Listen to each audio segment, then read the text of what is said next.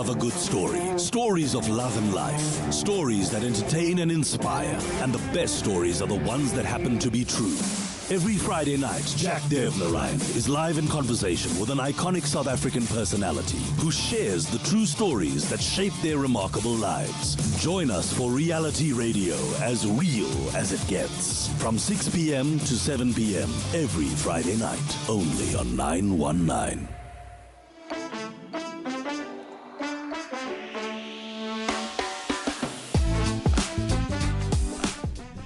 Hey everyone, you're listening to 919. My name is Jack Devnarain. This is Reality Radio. It's as real as it gets. Every Friday night when we have a guest live in studio to talk about the stories that shape their incredible lives. Tonight, my dear friend, writer, actress, comedian, award-winning director, Krijay Govender. Welcome to studio. Thank you so much. Thank you. We don't get a chance to sit and talk like this. We don't. We were saying just before you went live that we don't, and it's your fault, really. You can't do that. Who's hosting? But firstly, you're never available, but for a good reason. I love the fact that you're constantly working. You're in demand. But I want to take you back to a time when we were both Durban-based. The height of our careers then would have been doing something on stage. Yes. And we were thinking, can you imagine if we broke through and got into TV and started working in Johannesburg? And that was like a dream. Remember those years? What was that? It was, and I do remember the first time I came into Johannesburg and taking that M1. Yeah. It was so intimidating. It was terrifying, It really is intimidating. It was terrifying. Yeah. It really felt like little kids into a big city. Yeah. And it didn't help also. And now it's still terrifying, but for all the wrong reasons. Do you recall how terrified our parents were? And they probably created in our minds this mythological beast called Johannesburg, where it'll suck you in and it'll never let you out again. It was almost as if you're from Durban and you knew somebody was going to Joburg, you're never going to see them again.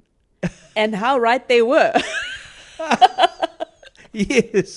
Funnily enough, it's true. Parents did that. And funnily enough, I now consider myself a Joburger. It took me a long time. Yeah.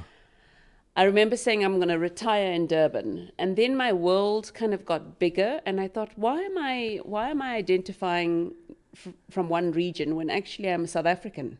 I can live wherever the heck I want to live. Absolutely. And I'll tell you why I like Johannesburg now, is I find that it's a very real place.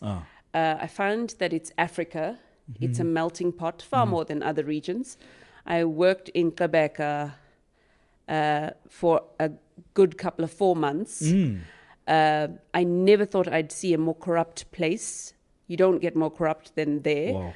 But, and then I missed home. And for the first time, I realized that actually the home was Joburg. And I think it's because I really do think that Joburg gets a lot of slack for being a crime capital, but really we're not.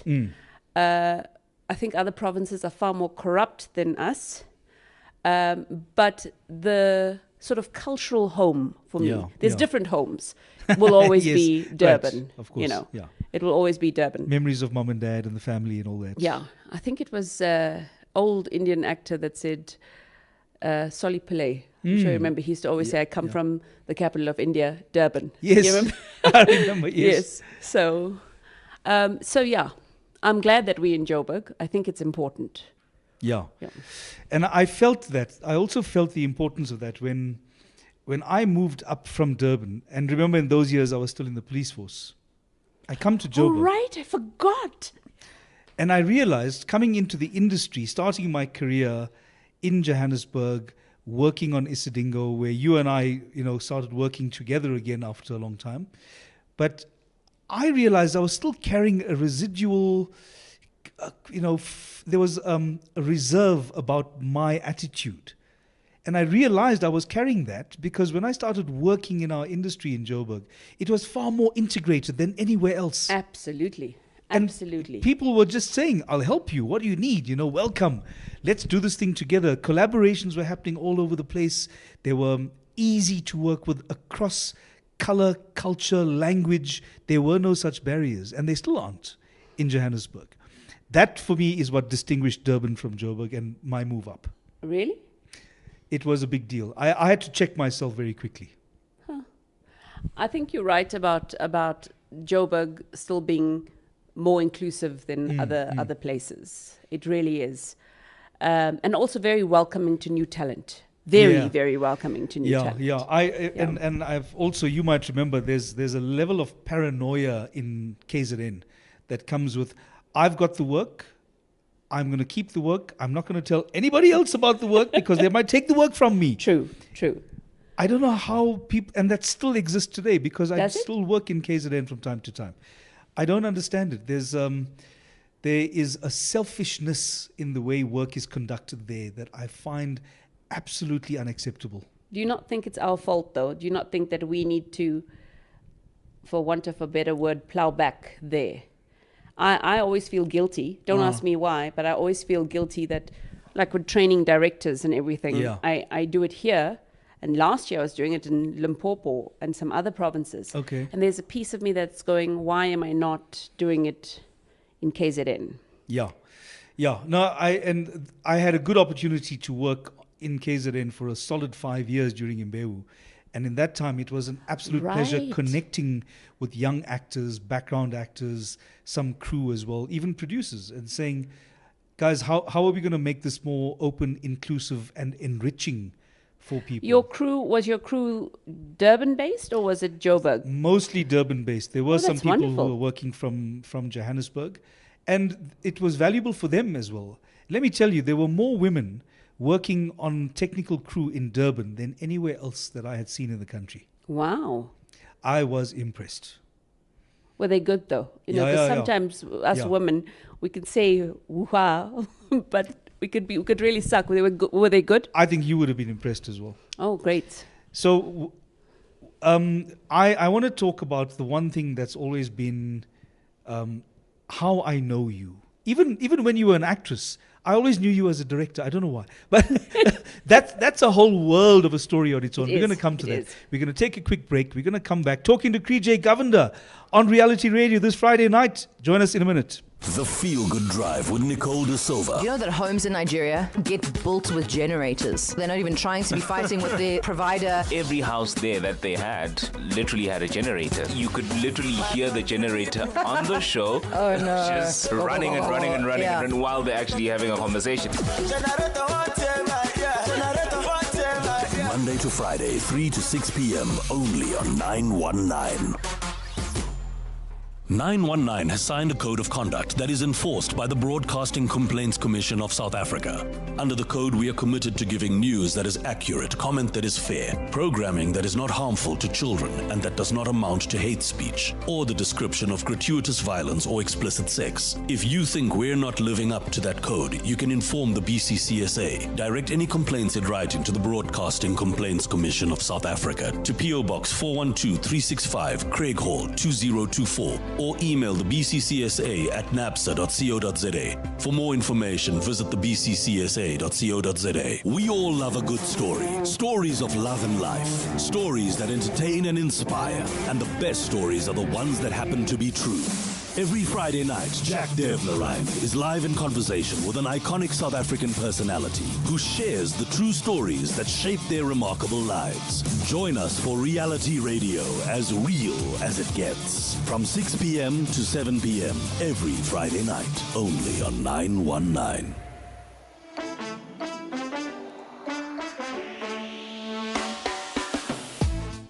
And we're back. It's Friday night. It's Reality Radio. It's 919, and we are in conversation with Krijay Govender. Krijay, were you always a director? I was always bossy. That's what I mean. You know that about That's me. what I mean, yeah. I'm always bossy. And I tell you that my husband will possibly, my mum will probably, my whole family would tell you.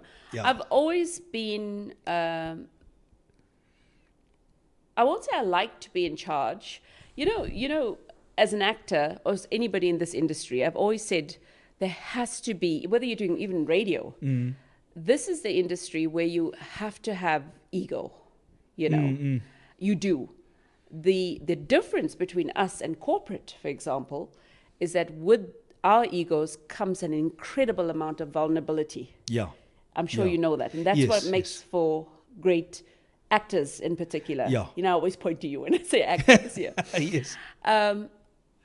And I think on the other side of the camera, as a director, there's an ego, but you have to have the confidence that the decisions you're making are going to work.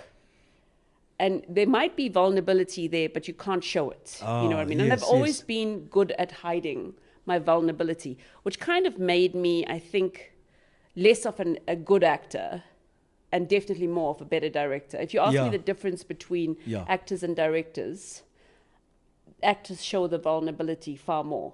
You know, and I've always kind of subconsciously thought that that's a weakness.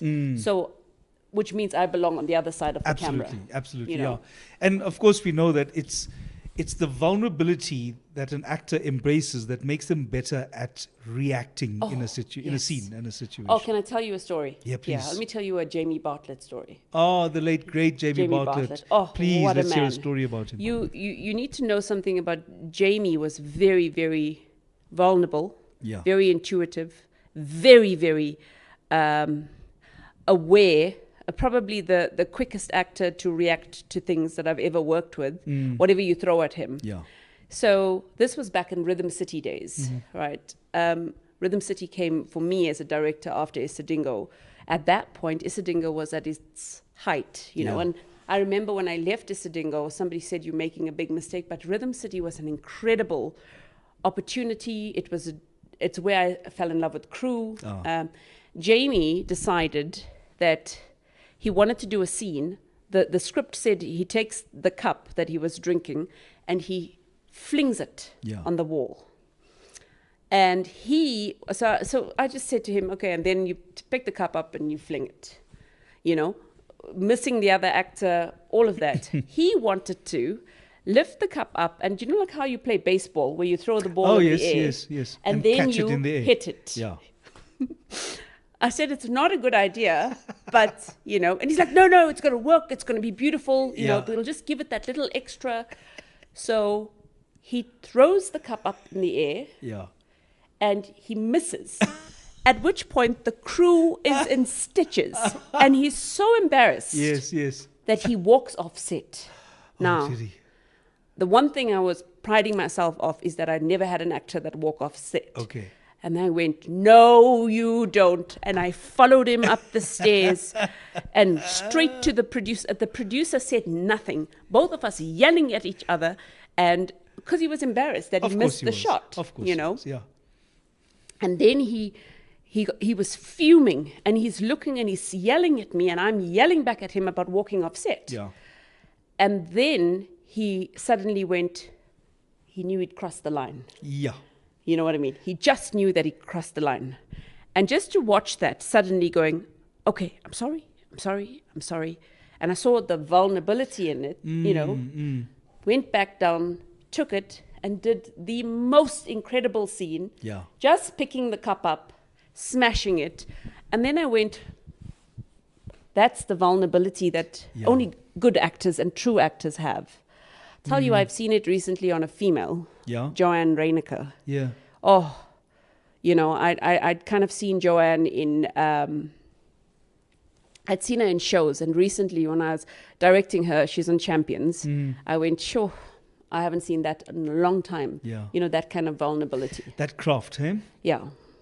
Because there's you can develop technique, you can refine your talent, but to be able to bring vulnerability into every moment of performance, that's a gift.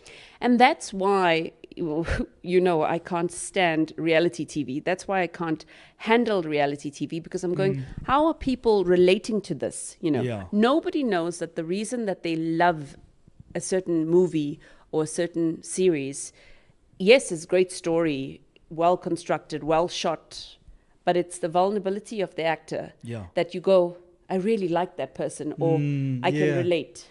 Yeah, that's so true. And I remember at the time that you were in the director's program under Raymond Sargent, Yes. I think that must have been one of the most stressful times of your life, because you were doing both I was acting and directing at that point. Yes. What was that like? And what were the things that you learned from then under Raymond that stay with you today? It was Raymond, and it was Ilse van Hermit. Of course. On script, and Raymond and Oh, Ilse. yes. Ilse is incredibly talented, and she knows exactly what she wanted, and it was great to have those two mentors. And another great boss lady she is as well. She's an incredible boss lady. Yeah. She's an incredible boss. She's the gold standard for boss ladies, absolutely, yeah. And you know how she had that wonderful way of making us feel when we did a terrible job as actors, that didn't really work, did it? I just love that. Broad smile, and or where's the close-up? And you go, I remember once telling her, oh, there's many ways of telling the story. She's like, yes, there's many ways, but where's the close-up? You know what I realize? You can possibly do both, but at different phases of your life. Okay. I then went to do a sitcom called Font, which was Daryl, I'm sure you know, he's on radio. Yes. Daryl was in it. No, yeah. Darren. Oh my gosh, how old am I getting? And at that point, there were directors that didn't understand multicam, but maybe understood comedy a little bit. It was very frustrating because I kept thinking, if they just shift the camera this way. Darren Maul. Yes. Oh, what a brilliant comedic actor that is, right? Darren Maul. And I realized then I had to make a choice. And then when you are in the hands of a brilliant director, then you kind of relax. So when I was on Material and we had Craig Friedman, that I could be an actor. Okay, yeah. I also then learned the importance of safety, what a director is, and you're gonna. Not a lot of actors like it when I say this, but I realized that directing is a lot like being a parent. To get a performance out of the actor, you've got to identify what kind of an actor that is. There's very few actors, Jack. There are some actors, I know the kind of actor you are, because you understand the technique, you understand the technical. So I could just say to you, okay, it's a close-up. Right. That's all I had to say. Right, exactly. Yeah. And I can't do that to an actor that's very self-conscious, Then you realize some actors work very well with compliments. Oh, you got to know their triggers. You've got to know their triggers. Like kids, you've got to know it. And then some actors cannot take criticism. You can go up to one actor and say, that was absolutely shite, And that's the actor that'll go, okay, I'll do it again. Yeah. You can't say that to all other actors. Oh. Exactly like the way children work. Yeah. You know what I mean? Yeah. You've got to know what are you dealing with here. Or they'll just shut down. Or they shut down, And there are some actors that you've got to say, what if we try this, So that was a huge learning for me because, and it didn't happen. I remember once I came home and I went, why is this so familiar? Oh my gosh, because it's exactly dealing with the kids at home, 3 different personalities, and dealing with actors are very similar. Yes, that's once incredible. Again. Yeah. I remember working with Raymond again. We had an agreement. Over the years, we had developed our own shorthand for what he wanted from me in a scene. And the game we used to play was for him to give me the note in as few words as possible. Can I tell you something? That is actually something I did learn from him. Yeah? You don't want to... I'm sure you've experienced those directors that get on and then they explain what the scene is about. Yeah. Yeah. And you just want to say to them, especially now I'm training quite a few directors, I'm just cringing. I'm like, trust me, if anybody knows what the scene is about, it's the actor. That's right. You know, and the actor is the custodian of the character. So he also knows pretty much a little bit more about what the character is feeling. What your job is to make sure we see that, we see what he's feeling. Yeah. So the fewer words you say and the biggest space you give actors to do, I mean, they surprise you more than and I think most directors would agree that you think you know the scene. That's why it's such a collaborative. Of course, art form. yes, it is. Yeah. You think you know the scene. The writer thought they knew the scene. Yeah. Then they give it to the director who thinks they know the scene. Then the actor brings it to life. Yeah. You know? And then you've got an incredible scene, but it's been completely collaborative the whole way. And it's something that's a whole lot different from what was written on the page. Absolutely. Absolutely. And that's why I can't stand it when directors direct, you know. What you've got to do is kind of almost like the way you would bring some chicken. Chickens are a terrible example, but bring a dog out of a kennel. Yeah. You know, put in the little treats so that they come out and bring out the performance. And most of the times, I do believe that actors make better choices than directors say, you know, I really want you to cry on this line. Oh, yeah. Horrible. That's danger when you Horrible. do that. Yeah. Yeah. Rather say, what do you think he's feeling Yeah. over here?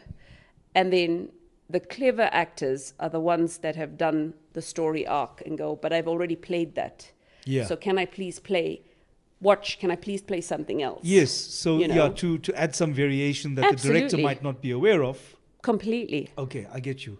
There's also a certain discipline, I think, that comes with being an actor. And I'm going to tell you a story. This one was you and me in a scene together. And it was, the reason I remember it so well is because it was a pillow talk scene. It was. Yeah, It's our a famous characters scene. were in a relationship. They are in bed. This is post-coitus. And it's a long scene. It's like a 4-pager, right? It is. It's a It was 4-page also, scene. sorry to interrupt, Yeah, it was yeah. also, we never had load shedding then. No. But it was also the scene that in my house, Yeah. the electricity tripped. Oh, so that really? my dad couldn't watch that scene. Oh, good choice. Yes. Good choice. Yeah, My mother yeah, just fair said the enough. lights went off. We want to be careful about that. But in the shooting of the scene, because it was made to be so super romantic, there were candles all over us and there were beautiful silken drapes all around the bed. And while we were in the middle of the scene, through page 2.5, with a page and a half of dialogue to go, it catches a light. And now we have live flames taking place in the scene. And the set is starting to burn down. And the two of us thought, let's just finish the scene. Because there was nothing that was wrong on camera. And what did we do? We finished the scene. And no, there was no applause because they were just relieved we didn't burn the studio down. But that was a story. That's We how got- hot that scene was. Let's just be honest. That's how hot that the scene sex was. scene that burned down, that nearly burned down You the do studio. know that it was the first time South African Indians were in bed together. I didn't realize it because we know that Indians never go to bed together. Never go to bed together. Yeah. By pollination. That's how Tama we Tama have is kids. absolutely appalled that we even But suggested that. can I just tell you one thing? After what the I break. didn't enjoy about that. What I didn't, and it wasn't your performance after the break. Okay, after the break, yeah. Yes, so many more stories with Krijay Govender. We'll be back after this break. This is Reality Radio. Oh, my sister. Sister girl. 7 a.m. traffic. Now a taxi driver is hot on your tail. Beep, beep, beep, beep, beep. Then he passes in the emergency lane and he pulls a finger to you. CB, Iman. Now Mr. Finger is pulled over by traffic police. Kama. And as you drive past, you say it. Yeah? You deserve it, you mummish. Justice. It's a small pleasure, like getting a King value meal. No fingers. From a very small $39.90. Only at Burger King.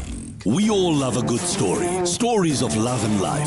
Stories that entertain and inspire. And the best stories are the ones that happen to be true. Every Friday night, Jack Devnarain is live in conversation with an iconic South African personality who shares the true stories that shape their remarkable lives. Join us for Reality Radio, as real as it gets. From 6 p.m. to 7 p.m. every Friday night, only on 919.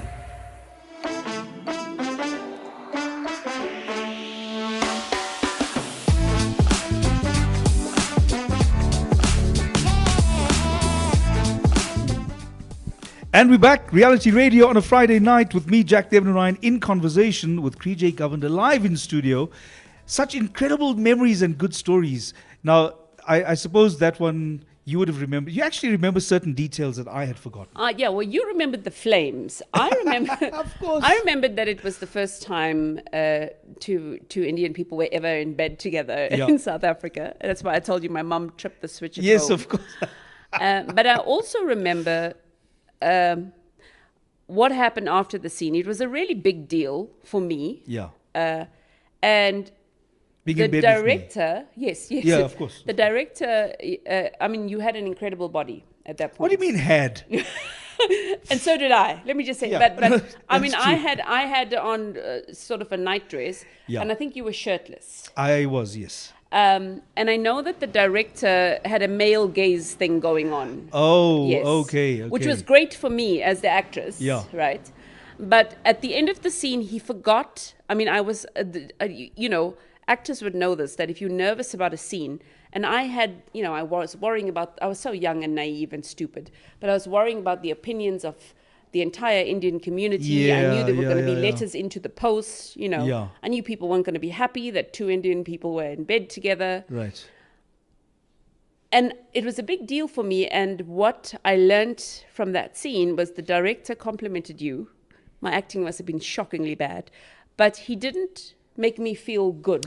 Oh, after a scene that I was so angst about. You know what I mean? That was a vulnerability as well, wasn't it? That's a vulnerability. Yeah. And then that kind of then taught me afterwards that should I work as a director, I need to remember that when an actor finds a scene challenging, difficult, or does an incredible job, we have to let them know, you know, hey, well done, or, you know, that was great, or whatever your fears were. And if it's a two-hander, then both must share in that. Absolutely. But yeah, you got all the glory, and I knew what it was, and it was a male gaze scene, which was great at that point, that, you know, the director, and it wasn't Raymond, it was a different director. Yes. Felt that, you know, we had to show off your physique. But at the end of that scene, I remembered feeling terrible because I was dying to know how was that. Yes, of course. And the only person that can give you that feedback is the director. Because everyone else just tells actors, oh, that was great. But he could tell you, yes, So you make a point of building in some affirmation for your performers. I don't make a point of building it in as I think it's very important to be authentic as a director. Yeah. And then if you can see that an actor is struggling with it, or we've done 3 or 4 takes and then they nailed it, acknowledge it. Absolutely. That's fair enough. You know, acknowledge it. But if just going back to that time, of course you had an incredible body and personality because you had years prior secured the title of Miss India South Africa. Yeah, but Jack, you know, I never won that title because of my body or good looks or anything come on, like. of course No, really. I actually won that title at 94, and if I had to be brutally honest, it had a talent segment, and I had comedy in my talent segment. Oh, really? Now that was something rare. That's the hook, you know. That was something rare for a so-called beauty queen. It was also 94. I remember it was Vivian Reddy, and it was on Mnet with Nadia Bulchik. Yes, we remember and, Nadia Manu Bulchik. Padiachi. Of course. Nadia Bulchik. Yeah. And I remember it was Vivian Reddy that asked me my question. And luckily, I was a drama student and a politics student. And he asked me a political question. Yeah. And I must have read the answer in some of my books. I think it was about the RDP or something. Yeah. So I just got lucky. But in terms of looks, let me tell you, they were hot girls there. I know I won that competition because I was funny. Hands down. I know that. But isn't that important though? It is important. It is. And I say now, thank goodness that we've got other platforms and girls don't have to do beauty pageants. Not that there's anything wrong with beauty pageants, but there's just so many other avenues. Back then there weren't. Yeah. Enough platforms for females to kind of shine and rise. And I mean, if you look at the wonderful people that have come out through pageant worlds, like your Basasani, and, you know, but it's important to evolve. Yeah. You know. So let's talk about the pageant worlds. What is the value of the pageant world in allowing women to express themselves, to celebrate their form, their beauty, their talent? Is it still as important today as it was back then? So my story was not a love for the pageant. So and that's my story was I was an exchange student to the US. My mum is a pageant queen. My mum loves beauty pageants. Yeah. And my mum was a sort of Sari Queen contest winner. Oh, My was she as well? Yes, Oh, she was okay, very, very into that. And your mum has a big influence on your life, Yeah. But when I first met her, I knew she was a beauty queen. Oh yeah, I could see that. Oh yeah, through and through. yeah. And sadly, I didn't get any. She's very, very attractive. She's a very attractive woman and very fine featured. She would have made a very good actress in terms of look. And I got all the broad features from my dad. And the one I always say, the part that I only started to acknowledge now. We were talking about Zayn a bit earlier on. Is that I have a quarter coloured blood in me. So because my dad's mum was coloured, But my mum is a very classic Indian beauty, very classic. And she loved beauty pageants. And then her hook was if you entered this competition, I was in love with the US at that point. I will buy you a ticket. Oh, wow. The winner goes to New York. Yeah. So if you win this competition, the winner goes to New York, and your dad and I will buy you a ticket to go to Oregon. I was in. Yeah. I was in. So I never went into pageants or that pageant or any pageant thinking, it's a platform for women or anything like that. Really a very selfish reason. I wanted to get back to the US. It was purely transactional. Transactional. Parents threw this and dangled this carrot. Yeah. And but having engaged with it, I do see how. Because I got some really good friends from that experience, believe it or not, and it's not as nasty as kind of like your Sandra Bullock movies make it out to be. Okay, good. Really good friends and really good bonds, and it's shifted completely now. It's actually gone a bit crazy, I don't know if you know that certain pageants have. I think married women can be in pageants, the big ones, like the Miss Universe, which I think there should be married women pageants that are different, like the Mrs. is a great pageant. And so it's shifted, and now I think they're allowing transgender, and we can't compete with legs. Let me tell you something. You remember that stockings ads were always males' legs? Yes, that is true. We can't compete with those legs. We just can't. Yeah. So I don't know. It's shifted, and I'm very much out of. I've never been in the scene, but I'm very much out of it, and I kind of got my ticket back to Oregon. But I did. Jack, I fought it for a long time. Because I really didn't want anyone to think that how I got into our industry was by being a beauty queen. No, of course. Because I was a drama student. Yeah, with but a really good drama class, though. Yeah. With like your Colin Moss and your John van der Reet, the writer of Spud. Yes. Those were all my peers in Excellent. honours and masters and at uni. Yeah. And so I tried to downplay the pageant so that in the media they never confused, your lucky break. So drama was always in the background. You were getting enough publicity out of your dramatic work, not for the pageantry to overshadow that part of Yeah, your and I career. also I really wasn't a pretty, your conventional pageant girl. I frown a lot, and I, and I worked as a clown.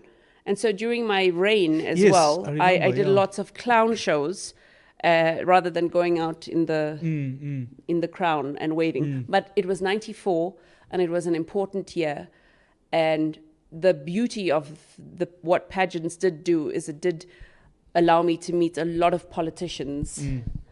And I remember meeting Jacob Zuma and at the July and I said to him, in a very, very Krijay style, I said to him, "Are you ready?" And he said, "For what?" I said, "Because you're going to be president one day." Yeah. So I just want to say I planted that seed. Are you going to own that? I'm going to own that. Everyone laughs at me when I say that, but I just want to say, because the way he looked at me, he said, do you think so? I said, yes. And we'll see how that goes, right? Let's just leave that conversation with a dot. If you were getting hate mail because you were in a love scene with me, I think now revealing that's that's going to top it. It's interesting to me, though, the response of the Indian community, and over the years, I've seen that. And when my character had an affair, an extramarital affair, there was hate mail like you couldn't believe. I did receive hate mail. For what specifically? I received hate mail for my religion because I'm Christian. Yeah. And I was portraying. I think my character was Hindu.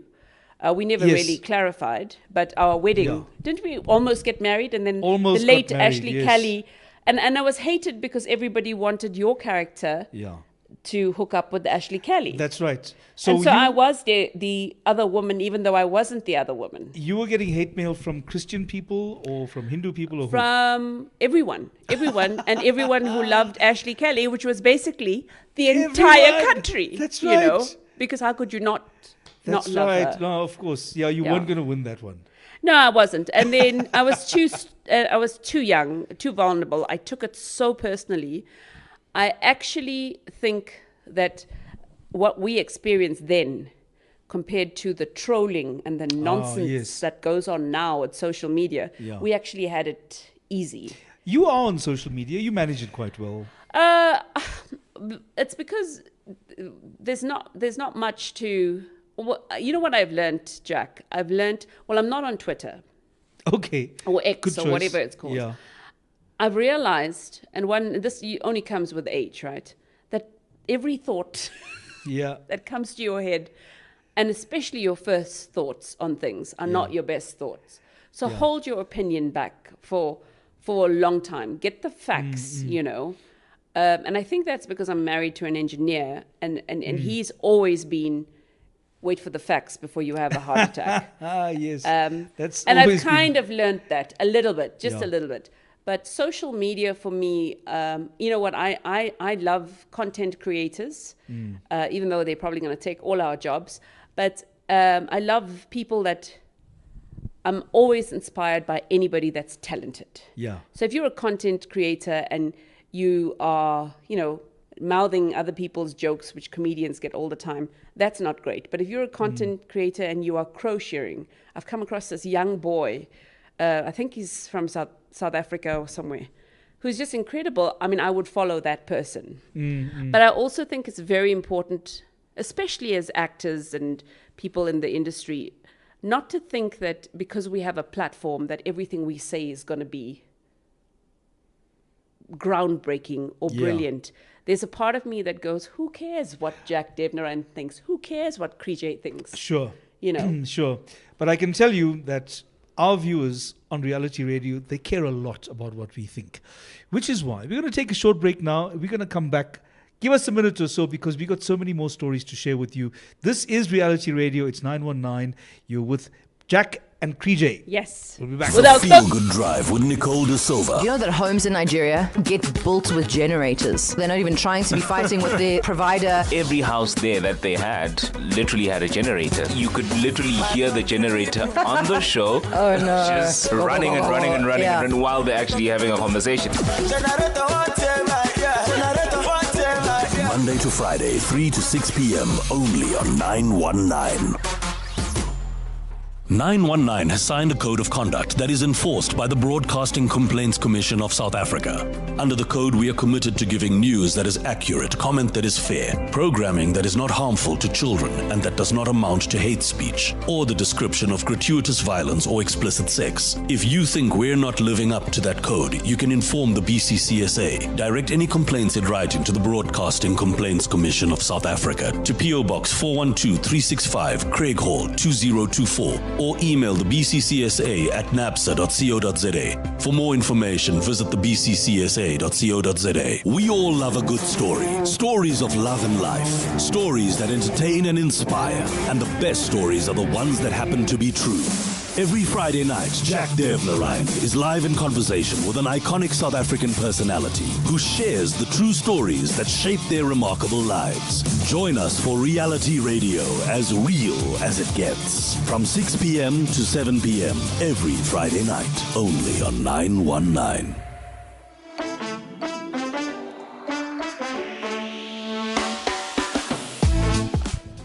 We're back. It's reality radio on a Friday night on 919. In studio, Krijay Govender is talking about the incredible stories that shaped her remarkable life. I now, because we go back so many years, Krijay, I can remember the early scenes that we shared, the stories that we told, and how incredible it was for us to be on one of South Africa's most loved soapies. Mm-hmm. And in many ways, we really were out there on our own, finding our way. And as you were, just remembering certain scenes and dealing with the media, dealing with the public, there were times you must have felt some vulnerability in that. Oh, absolutely. You had to learn your way through it, right? I did. I did. And I wanted to, a story comes to mind. It was actually a stage show. I remember when lots of actors from India came to South Africa, and South African actors in general, whenever anyone comes from overseas, I mean, there is a South Africanness about us where we always feel less, Yeah. And I was on stage, I was introducing very famous actors from India, and I made a joke. Because I can't, as one would, because why would you take yourself so seriously? Absolutely. You are world famous. And then I was asked to apologize. So I had somebody come to the back. It was a massive show. It was Amitabh Bachchan and all the Bollywood stars had come. I mean, he was voted the most popular actor in the world. In the world, yeah. Absolutely. And my parents were not in the country. And the reason I say my parents were not in the country, because I was living with my parents, as most Indians do. Yeah. Worldwide, before we, Yes. we decided to get married. And my parents were not in the country. And the next, after the show was on a Saturday. On the Sunday morning, this was way before social media. This is when the newspapers controlled everything. On every street pole, there was a caption saying Krijay versus Karina, because it was Karina Kapoor. Oh, come on. Which sounds now, when I look back, I went, hey, what an incredible Yes, publicity you'd stunt. keep it. You'd keep it. Yeah. But there was nobody. I was absolutely vulnerable. It made radio shows. Because some journalists found out that I had to apologize or something, and then that was what we were talking about being actors. When you got hate mail, you know this, and every human being knows this, that 1,000 people can tell you you're great, but the one person tells you that you're not. Human nature, we will focus on that one person, obsessed, particularly actors, particularly people in this industry. And I remember a gentleman late now called Ketan Lakhani. Yes. Who was probably, I wish he was around, because I think he would have been wonderful at these things.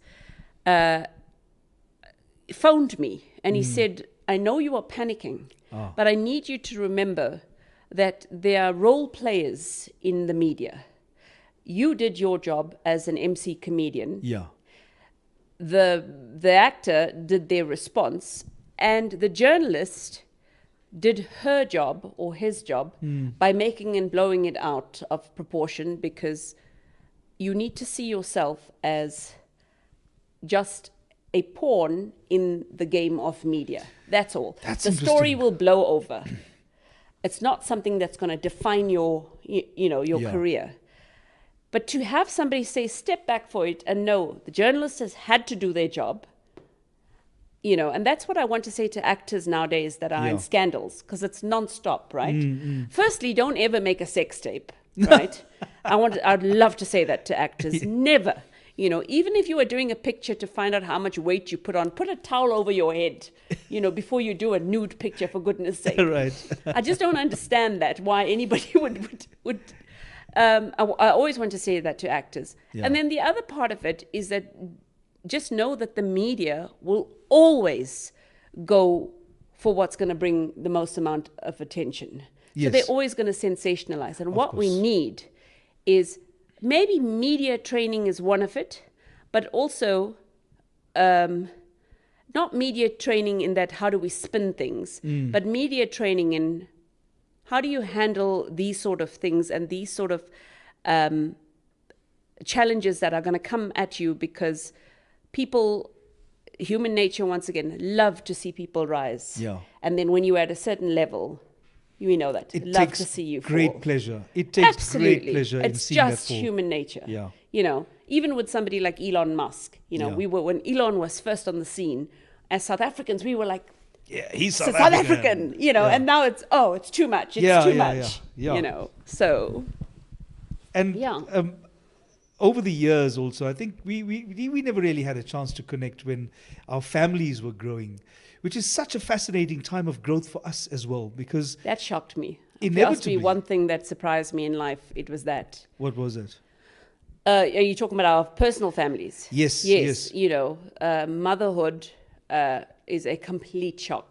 I don't know about fatherhood, but motherhood, because I always, once again, wanting to be the boss, I always thought, okay, you hatch them, Yes. and then you control them. Yeah. But actually, you don't. No, because you made a little one of you who refuses to be controlled. Absolutely.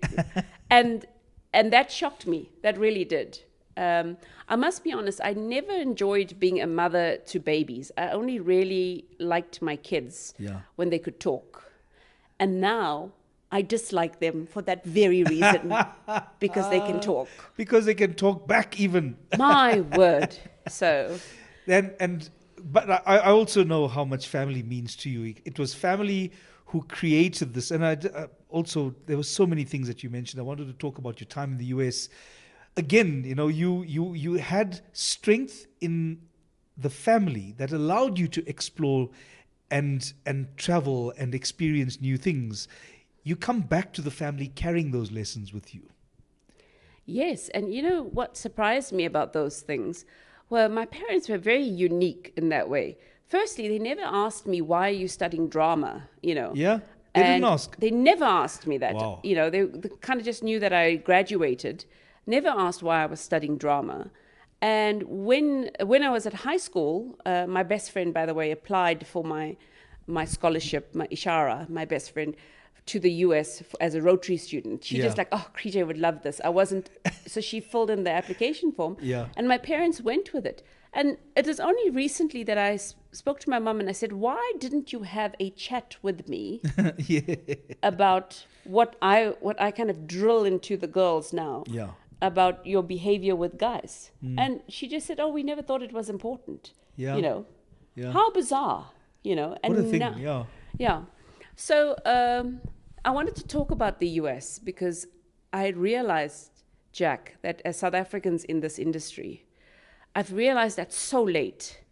We are so influenced by the US, you know. I came across somebody talking about a Swahili saying that says, do not take water from the well and throw it into the ocean. And I feel like that's what we're doing Oh, yeah. with our stories. There's an African way, there's a South African way of telling stories. Yeah. But we're trying our best to mimic the US, and we're taking this water, pure water from our wells, yeah. and throwing it into, you know, the American way of telling stories. And it's bugging me. It really is bugging I me. totally get that as well. And I think this is one of the reasons, as an example, Isidingo was so popular, is because it celebrated its South Africanness. Yes.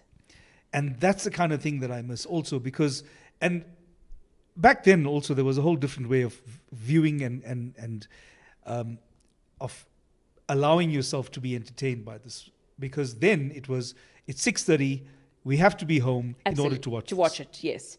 And now that's the other thing, right? Yeah. The binge watching thing, that you can watch an entire series At your leisure. which is also great. Sure. You know. Yeah. But I don't know what that means. I always go back to work. What does it mean for work for actors? Yeah, You no, know. that's it. It's a double-edged sword. Yes.